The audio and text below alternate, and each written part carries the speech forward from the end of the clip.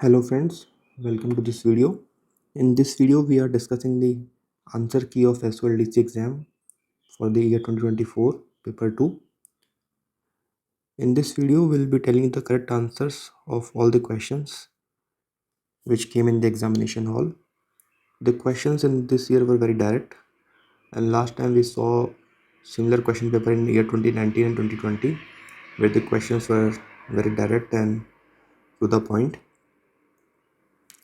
We are not analyzing the mapping of the question from the official source as we have done in previous year question papers. For that we will post a separate video, but in case you are having any doubt in any question or you think the answer told by us is incorrect, you can post in the comment box.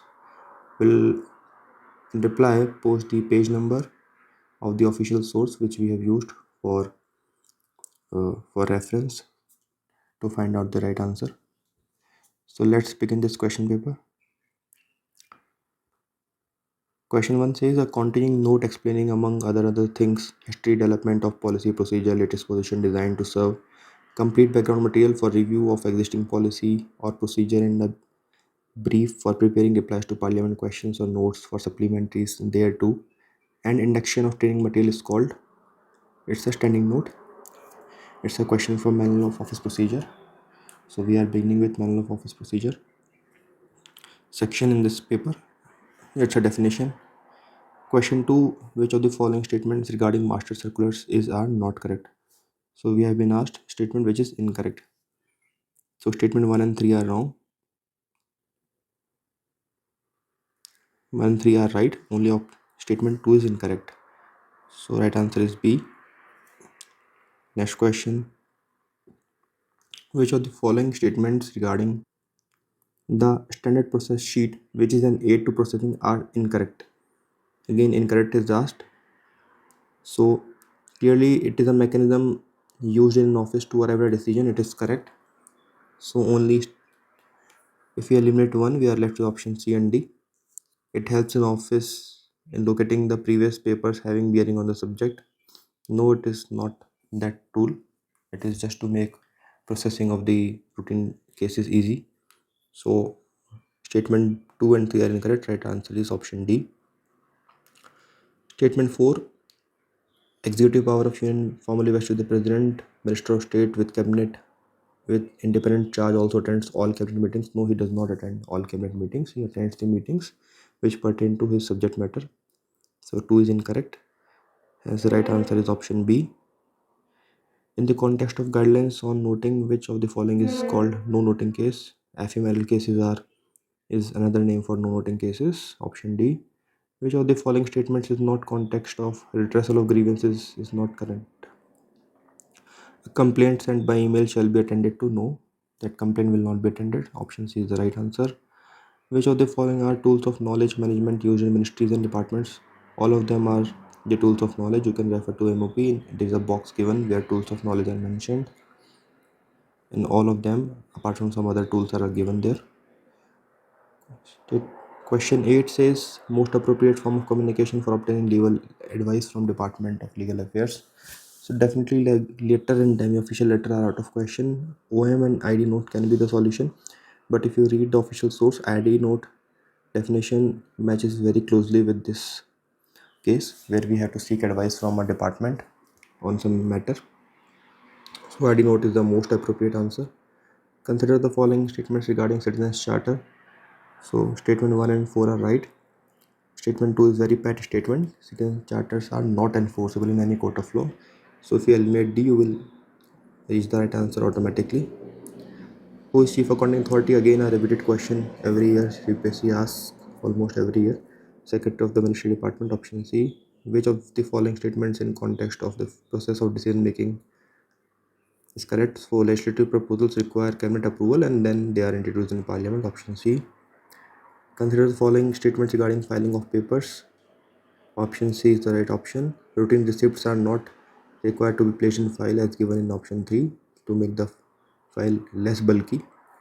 Therefore, we don't want to clutter our file with routine receipts. So option 3 is eliminated. So we reach the right answer, which is 1, 2 and 4. Option C. Question 13 says, Consider the following statements regarding DO letter. So the statement 3 says DO letter may be used for communicating with chief of constitutional authority. No, they are not used for that purpose. Either same rank officers but not chiefs. So option A is the right answer. Question 14 says consider the following statements in the context of making references to constitutional or other authorities. So statement 1 says references to Attorney General may be made directly by Ministry of or department. No, they have to go through Ministry of Attorney General has to go through Ministry of Law. So option C is the right answer. Which one of the following types of matter is not required to be published in part 1? So apart from A, B and C, D is not required. A, B and C are published. So D is the incorrect answer as asked in the question. Incorrect means not required to be published in part 1. Question number 16 says which one of the following statements in the context of initiating a draft in e-file system is not correct? A draft cannot be initiated without a file. This is incorrect. Option A is the right answer. Question 17 says which one of the following is not a primary responsibility of dealing officer in relationship to issue of communications? So option B is the correct answer. In case of issue of fair DO letter with enclosures to see if complete set of enclosures are attached to the draft is not a primary responsibility. It is responsibility of the officer signing. This officer signing and their PS. The personal staff attached to the officer signing the DO letter is responsible for checking this. Question 18 says which of the following statements in the context of review and reading of records are correct? The right answer is option 3 and 4. In case of category C, including the period already retained is counted for retention. Question number 19 is a match the following. Right answer is option C. You can match and find out the right answer. Question number 20. Consider the following statements in the context of monitoring of timely disposal of work. Option 1 and 3 is the right answer. Let's see which is incorrect. As a general rule, no official shall keep a case pending for more than 7 days. It's right. A member of parliament's letter required by section is not required to be registered in the person section of JS concerned. No, it is required. Even if it's missed, it has to be registered at the earliest. So option 2 is incorrect. And right answer is 1 and 3. Option 4 is also incorrect. And it is not 1 day every week. In statement 4, it is 3 hours. So let's move to question 21. Which of the following residing with and wholly dependent upon the government servant is not a part of family for the purpose of TA rules? So married sisters are not part of the family. Option D. Question 22 says the rate of fixed monthly conveyance allowance admissible to a GS under supplementary rule 25 for average monthly travel on official duty involving 451 to 600 kilometers by own motor car is. So here the keyword is own motor car. So in case of own motor car, it is 2080 rupees. Option D. In terms of TA rules, what percentage of lump sum amount would be payable on account of food charges on absence of duty? For absence from headquarters for 6 to 12 hours, it is 70%. More than 12 hours, 100%. Less than 6 hours, 30%. Option C is the right answer. 24 says which one of the following is not a compulsory deduction from subsistence allowance granted to GS under suspension? Subscription to GPF fund is not a mandatory deduction. For that, you can refer to Fundamental Rules on Swami Handbook FR 53. Next question. If a government servant is reduced as a measure of penalty to a lower service grade or post or to a lower time scale, the authority ordering the reduction shall specify. This is also fundamental rule. Now we have entered fundamental rules. The right answer is option 1, 2 and 3. The entitlements during penalty are not mandatorily described. Next question 26. What is the ratio of allotment of accommodation between married lady and single lady employees under accommodation rules? So it is 2:1. You can refer to the PDF on GPRA rules 2017. It is given very well there. Question 27 says which of the following statements regarding incentive for acquiring fresh higher qualifications is incorrect? So option B is incorrect. The incentive shall be limited to only 2 times maximum in employee's career, not 3 times. Next question on join time. Again, this is fundamental rules going on. I consider fundamental rules as most difficult because there is no proper source. We have to read fundamental rules from his handbook, which is the best source and most comprehensive source, including compilation of all the orders. So preparing fundamental rules takes little time, but the smart way of preparing is to find the themes which has been asked in previous year questions and covering those themes first, like joining time, reputation, subsistence allowance, training as a duty, all these themes, and many more. So question 28 says join time admissible to a GS on transfer where distance between old headquarter and new headquarter is less than 1000 kilometers and travel involves continuous travel by road or more than 200 kilometers. So 12 days is the joint time admissible. When the scale of pay of a post is revised without involving assumption of greater duties and responsibilities. In this case, it is FR23, but FR22 1A2 will be used when duties are not greater or higher. So option B is the right answer. Fundamental rule 11 applies in question number 30, which states that whole time of the GS is a disposable of the government which pays him, and he may be employed in any manner required by proper authority without claim for additional remuneration. So fundamental rule 11 is the right answer. Next question. In the context of fundamental rules, which one of the following statements regarding conditions for treating of training as duty is not correct? So this is again a repeated question. Period of training should not exceed 2 years is incorrect. Actually, it should be 1 year. Next question. Which of the following statements regarding entitlement of government servants to rail accommodation in terms of FRSR are correct? So 1 and 3 are correct. So option 4 says system of paying incidentals to cover on the way expenses stands abolished. No, I think there is some confusion. Let me correct this question for you. It is for level 14. So this statement is incorrect. So and then this is right. Service charges are not reimbursable. So system of paying incidentals to cover on the way expenses stands abolished. Yes, true. So option 2 and 4 is the right answer. Okay, so let's move on to the next question. Question 33 says which one of these following supplementary rules provide that a compensatory allowance attached to a post will cease to be drawn by a government servant when he/she vacates the post? It is SR 5. I think it is given on page number 376 of compilation of Swami. Next question is 34 under FRSR. Temporary transfer means a transfer to duty in another section which is expressed to be for a period not exceeding 4 months. Yes, it is true. The quantum of HRA per month will be determined as percentage of basic pay only. Special pay and NPA are not part of it.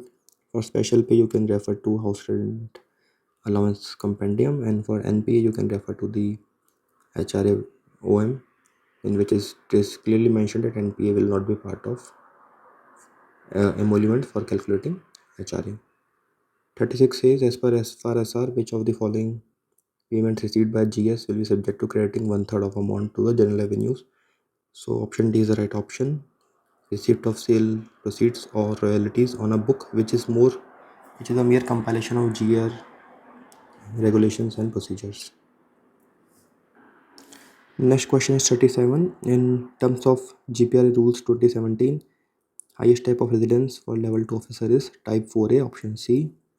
Question 38 says in context of FRSR, which of the following terms and conditions for deputation of group A of central government to ex-cadre post under state government or UT is correct? So statement B is correct. Officers shall be eligible for deputation only after completion of 9 years in the parent cadre. Statement question 39 says in context of fundamental and supplementary rules, which of the following regarding treatment of license fee free concession during suspension is not correct?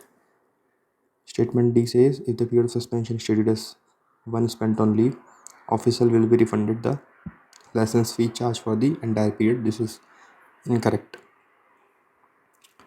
Next statement, next question is 40.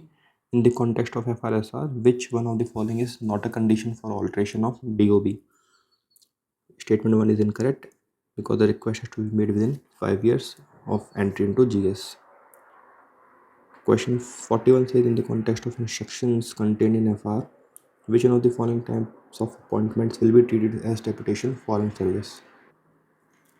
So, appointments that are made by transfer on a temporary basis, provided the transfer is outside the normal field of deployment and is in public interest, will be treated as deputation of foreign service.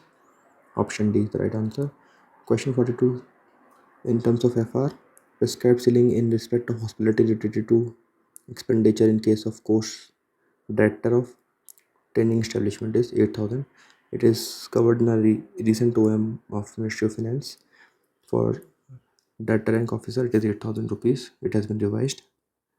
Question 43 says, what is the maximum quantum of special casual leave granted to central government servant in one calendar year for participating in interministerial and interdepartmental tournaments and sports events held in and outside Delhi? So right answer is 10 days. You can check the leave rules on DOPT website. It is given there. In terms of CCS joint time rules, the joint time cannot be combined with which one of the following types of leave? It is casual leave. It is covered in appendix of Fundamental Rules Handbook by Swami, where we have a section on joint time rules. In the case of government servants receiving non-practicing allowance, their basic pay plus non-practicing allowance plus deputation duty allowance shall not exceed. So it is 2,37,500. It is an average of maximum basic salary given to a government servant and basic pay given to a cabinet secretary, which is 2,25,000 plus 2,50,000 divided by 2. Next question. Residuary gratuity is payable under which one of the following rules of pension rules? Now we are entering pension. So right answer is sub rule 3 of rule 45, option C. Who is vested with the power to withhold pension in full or in part in terms of pension rules? So I think the right answer is option 2, present in all cases of pensioners. If you have some more clarification on this question, you can post in the comment box. Question 48 says, which of the following shall reckon as emoluments for calculation of the payable amount of retirement death gratuity in the event of central government servant? So as per the definition for gratuity, all these will be part of emoluments. So right answer is D. For DNS allowance, you will have to refer to an OM, and other three are covered in the pension rules. Question 49 says, which of the following categories of GS appointed on or before 31st December 2003 are not covered under pension rules? So generally you can eliminate members of all India services because they have every rule separate for them. They don't come under conduct rules, they don't come under leave rules. For them, the government have separate rules. So right answer is option 3 and 4. Members of all India service and railway servants are not covered under pension rules. Question 50 says in terms of CS extraordinary pension rules. So in this year I could see that few questions were asked from extraordinary pension rules section also. Generally students don't prepare this. So 3-4 questions are from this source. So question is asking the amount of family pension payable on death of government servant attributable to attack by a fellow government servant. So it is 100% of the pay.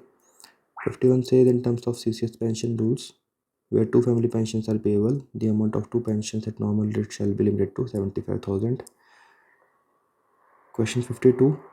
The maximum limit up to which retirement death gratuity is payable in case of central government servant is rupees 20 lakhs. Next question is 53. Again on pension.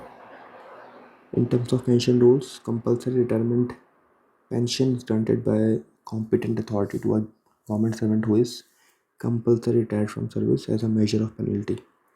Option D is the right answer. In terms of CCS pension rules, what is maximum percentage up to which commutation can be done? So it is 40%. Very easy, very simple question.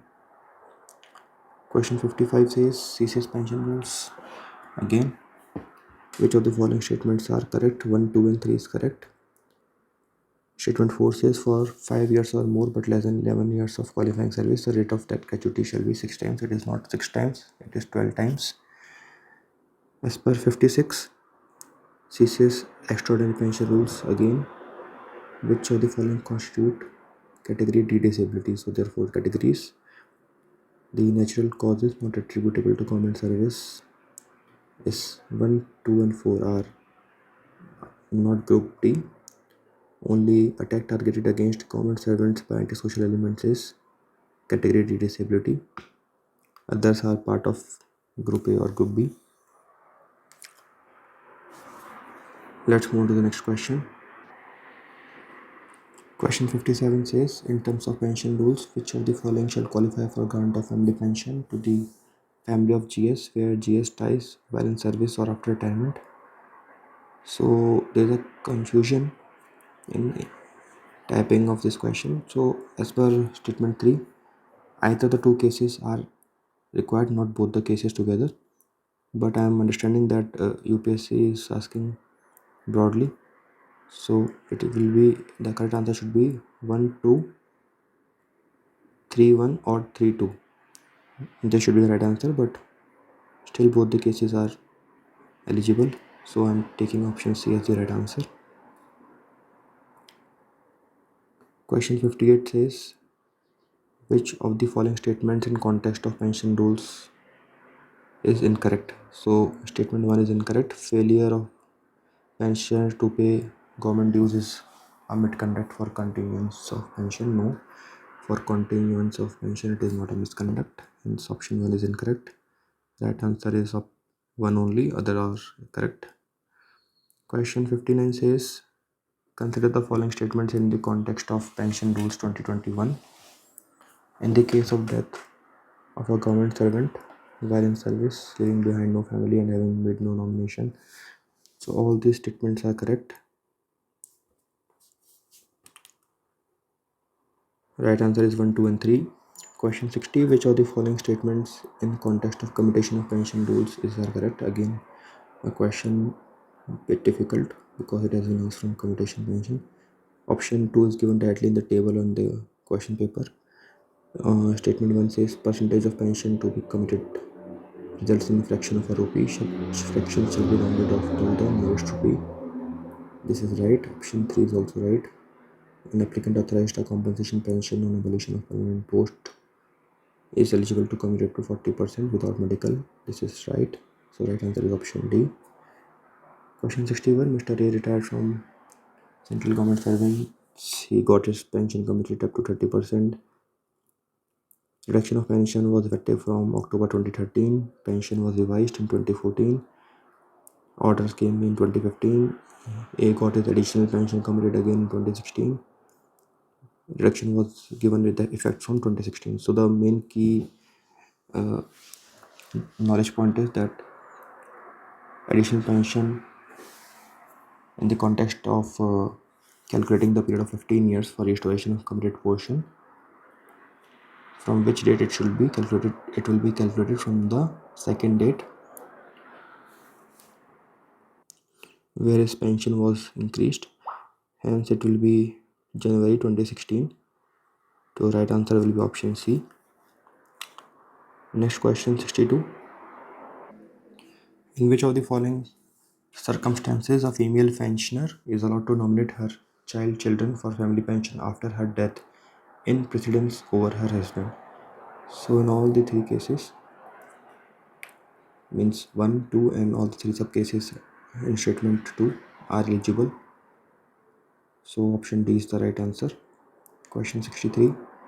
Annual life certificate signed by which one of the following can be produced by pensioner to be exempted from personal appearance before PDA? So statement 6 is definitely incorrect. Self certificate is not accepted here, and all other are true. So right answer is C. 1, 2, 3, 4 and 5. Question 64. The Pension Fund Regulatory and Development Authority Act does not apply to which of the following? It does not apply to 1 and 2. So right answer is option 1.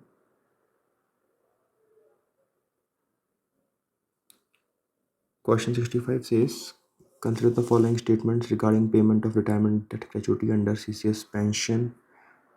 CCS payment of gratuity under NPS rules 2021. So we are asked which is the incorrect statement. So that gratuity shall not be admissible in case of government servant who commits suicide. This is incorrect.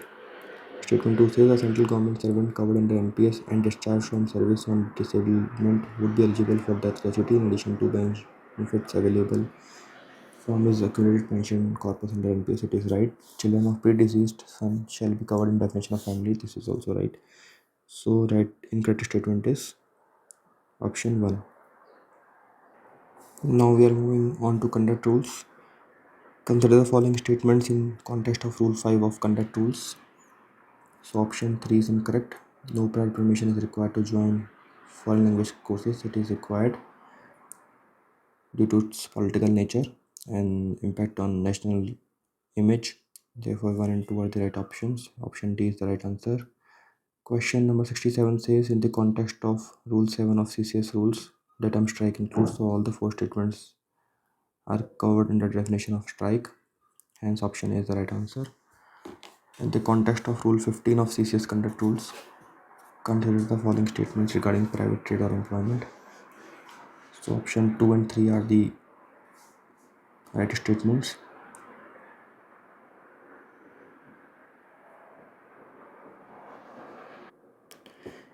In statement 1, it is written that prior permission is not necessary for accepting remuneration for services rendered to registered cooperative society, which is incorrect. Statement 4 is also incorrect.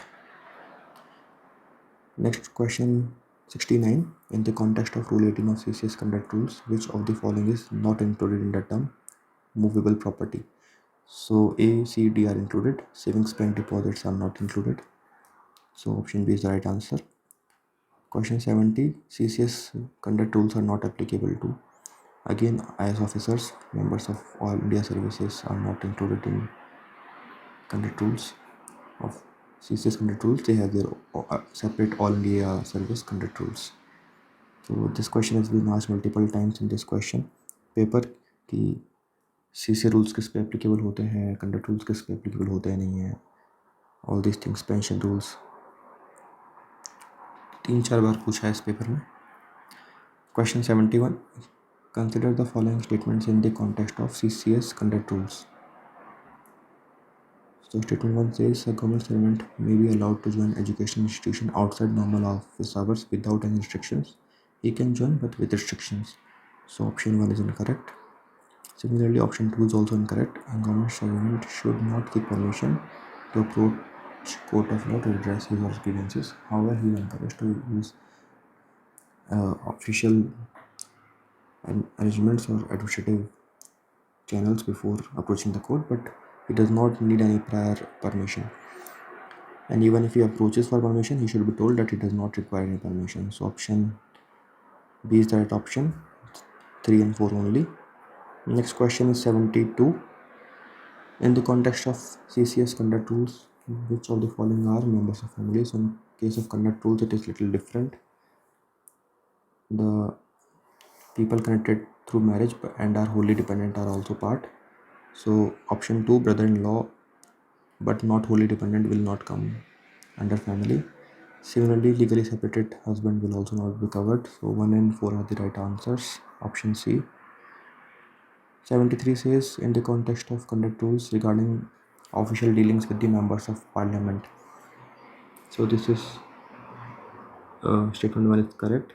Second is, government servant may approach a MP or MLA for sponsoring his or her individual case. Absolutely incorrect. Similarly, to promptly attend references from Committee of Parliament on officer of level of JS or equivalent should be charged with the responsibility. This is true. Statement 4 is also correct. So right answer is A. Question 74 is on POSH guidelines, as per which only option 2 is incorrect. The committee's findings are binding on disciplinary authority, and third party such as NGO shall be made part of complaints committee to avoid any conflict of interest and to avoid undue external pressure on the internal committee from the senior levels. So third parties should be made part. So option 4 is also incorrect. So right answer is 1 and 3 only, option D. Question 75 में कह रहे हैं conduct rules में multiple question statements दिए गए हैं. Statement 1 says government servant may obtain NOC from government if he or she wishes to migrate to foreign countries.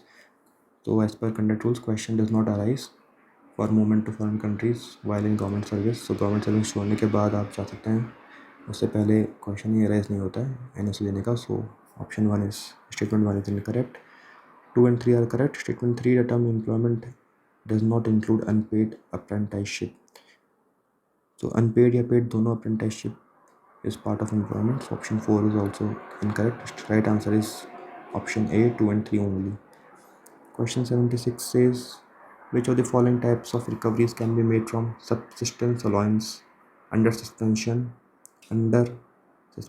with written consent of the government servant? So apart from court attachments, all other can be recovered with written consent. Next question is, okay, so before we move on to the next question, I would like to point out a typo error in question number 76 in statement 3. There should be amount due to cooperative societies, not cooperative stores. So maybe UPSC will not include this question in calculation like in previous years. But if we ignore this typo, the right answer is D. Amount due on court attachments is not deducted from subsistence allowance in any case, whether written consent or not. That is not in question. So let's move on to question 77.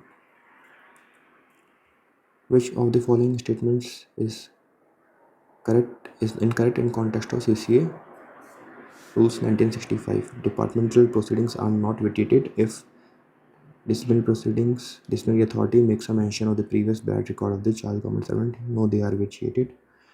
So this is incorrect. Option A is the right answer.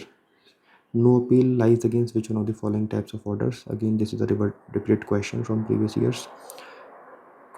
Option D is the right answer. An order of the nature of step in aid of final disposal of a disciplinary proceeding other than the order of suspension. Question 79. Which one of the following factors is not taken into consideration by appellate authorities while deciding an appeal against order imposing any of the money penalties prescribed in Rule 11 of CCA Rules 1965? So option B is the right answer. Whether government servant was due to retire within 6 months of order imposing the penalty is not a factor for consideration while deciding the appeal. Next question 80. Which of the following statements regarding eligibility of retired GS to serve as defense assistant under CCA rules is not correct? So option 3 is incorrect. He should not have been associated with the case at the investigation stage. So this is the correct statement.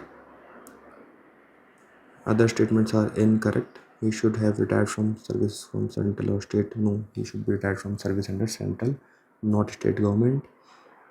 Statement 4 says he should not be acting as defense assistant in more than 5 cases. It should be 7 cases at a time. It was increased in few years back from 5 to 7. So option D is the right option.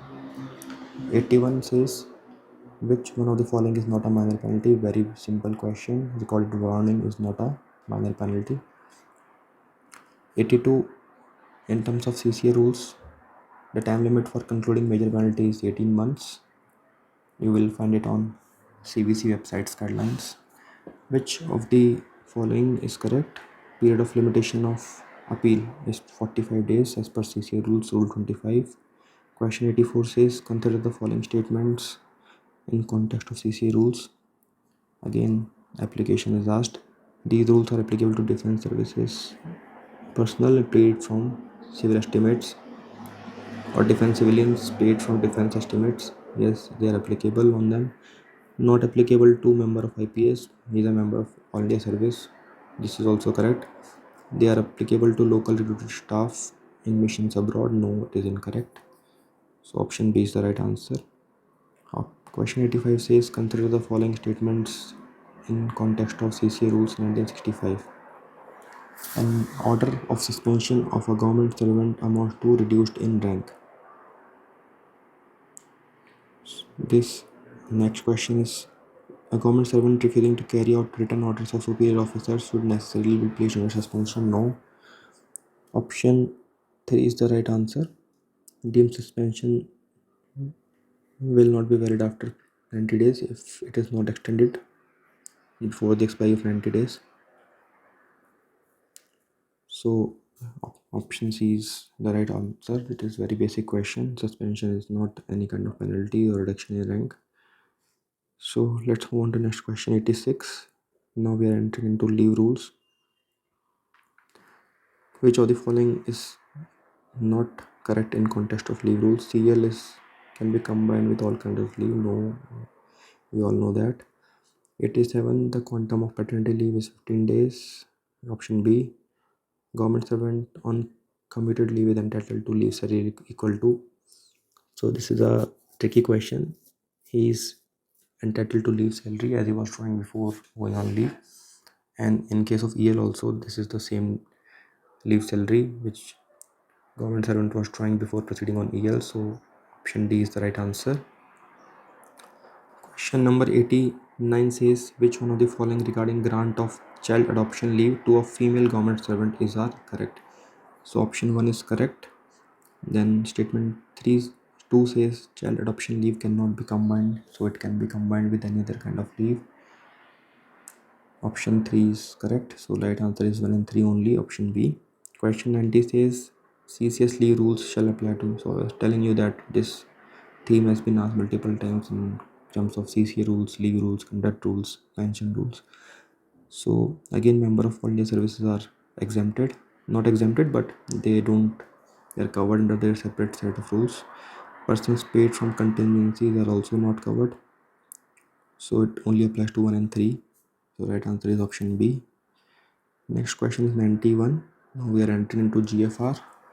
The forms in which accounts of fixed assets such as plant, machinery, equipment, etc. are required to be kept is GFR 22. 92 says, in the event of seller failing to deliver within a specified time as per the contract rate at which buyer will be entitled to deduct or recover the liquidated damages unless force majeure is the condition. So in this case it is 0.5% of the contract value for delayed quantity per week. Next question, it is 93. Which of the following GFR formats for utilization certificate by state governments when central grants are given to them for implementation of a central scheme? It is GFR 12C, option C. Next is 94. Which one of the following is the first charge on arbitral award payments made into a designated escrow account? So actually the question was to say, जब escrow account में पैसा आ जाएगा तो सबसे पहले उस पैसे से क्या क्लियर किया जाएगा? तो lenders के ड्यूज क्लियर किए जाएंगे सबसे पहले as per GFR.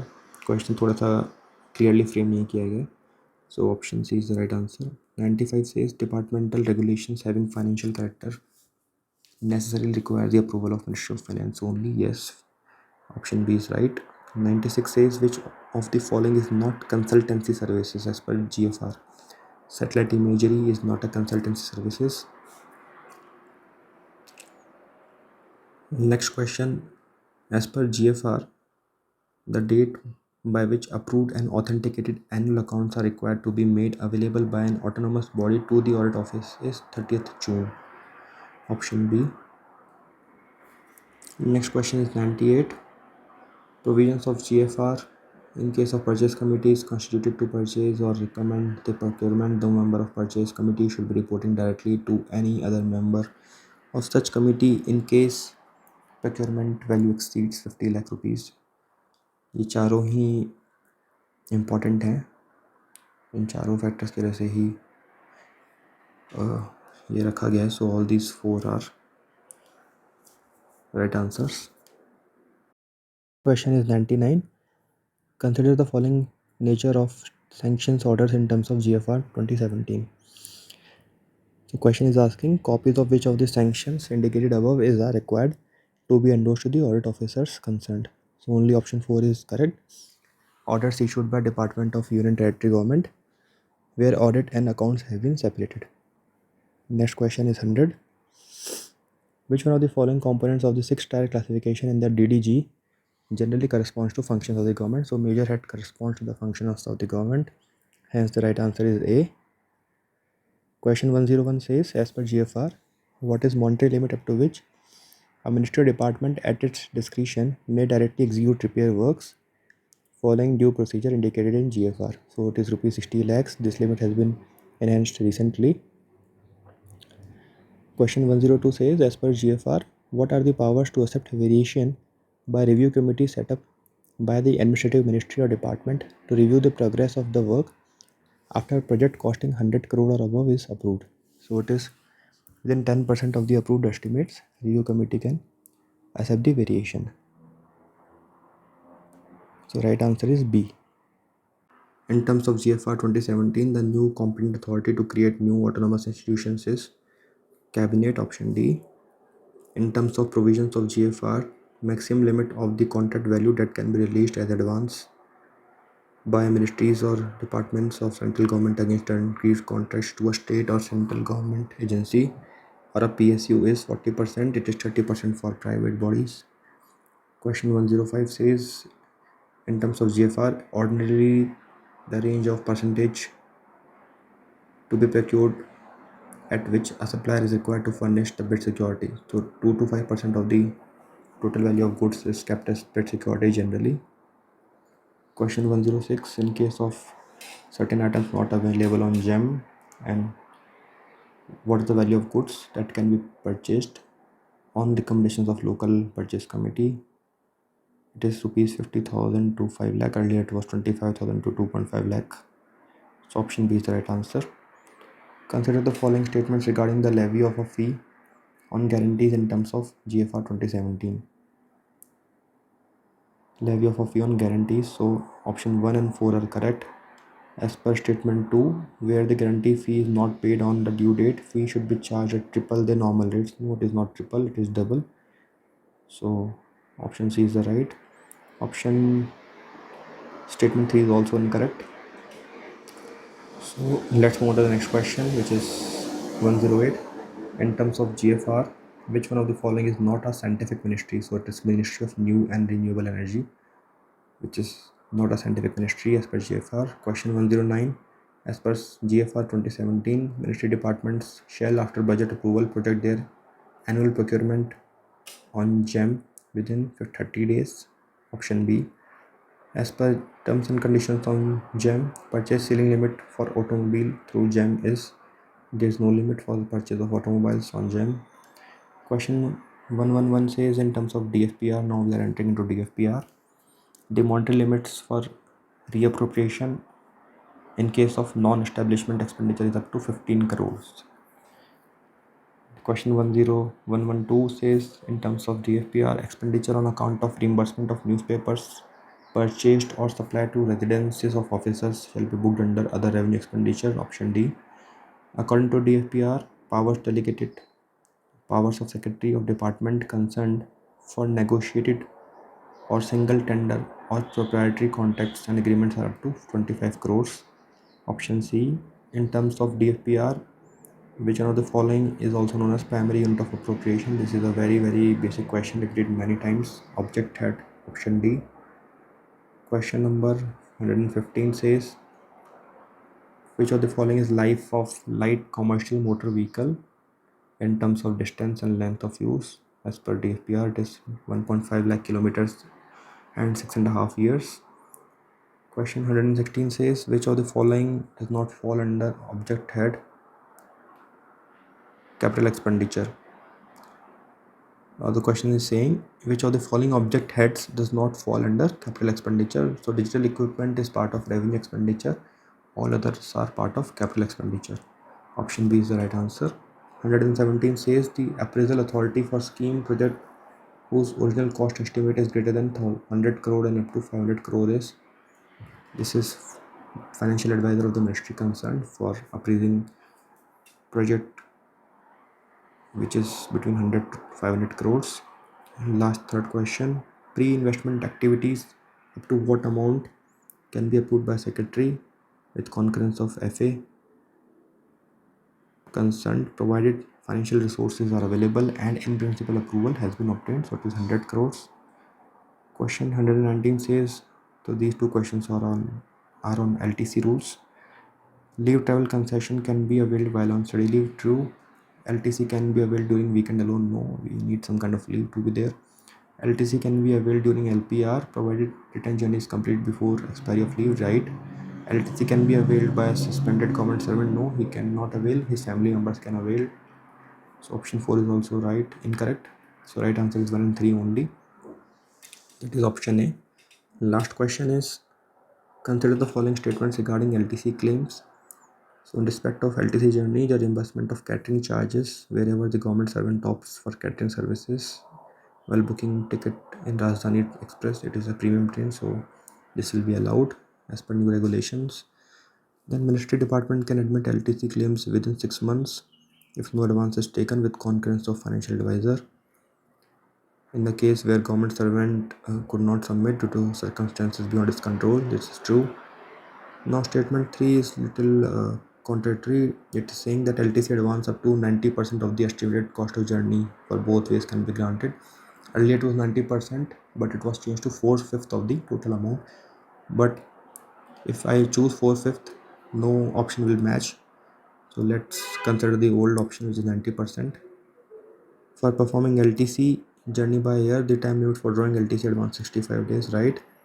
In all cases where advance is drawn for purpose of LTC, mandatory for the government servant to produce the outward journey tickets to the competent authority within 10 days of drawal of advance, not 15 days.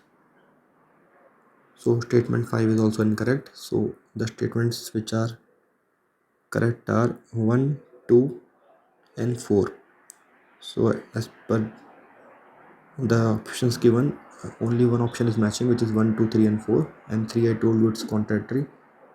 So let's see what UPSC gives in its final answer key. So with this we have come to the end of this video, where we have discussed the answer key of LDCE exam paper 2 for the year 2024.